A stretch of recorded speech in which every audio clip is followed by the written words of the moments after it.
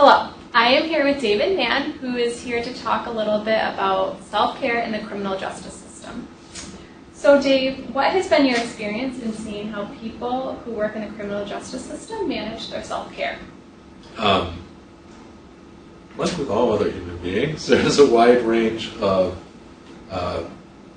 coping strategies at play in any police department. So you see everything from the usual self-medication and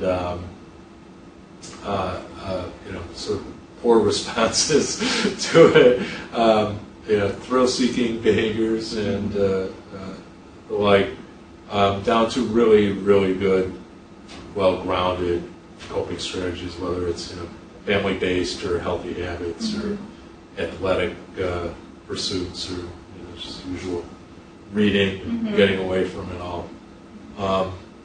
But it can be a significant issue for law enforcement officers.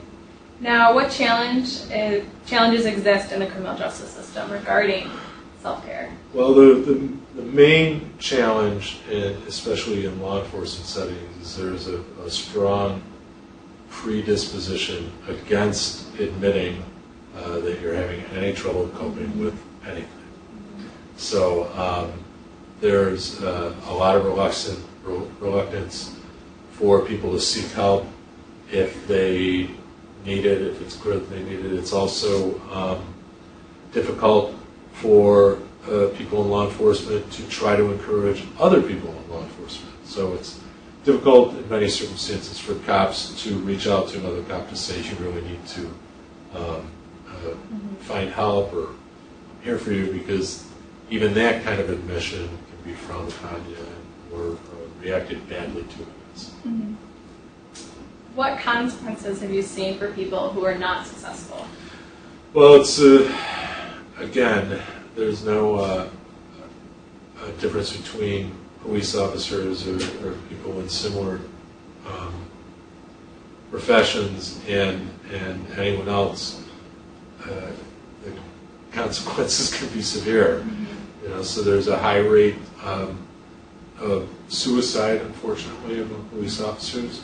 Higher rates of, well, not higher, but high rates of alcoholism, divorce, bankruptcy, gambling problems, all the usual problems that come with difficulty in coping with what in many cases are really severe and repeated exposure to trauma.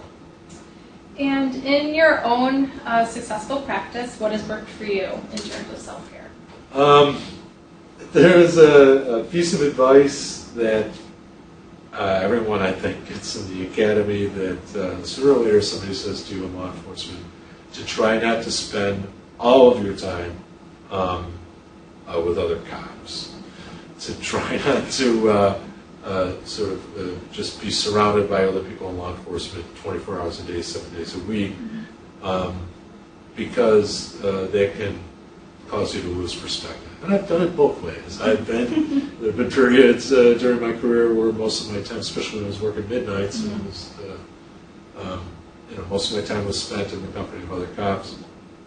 And that can be both a source of support, but it can also reinforce a lot of the negative aspects of it.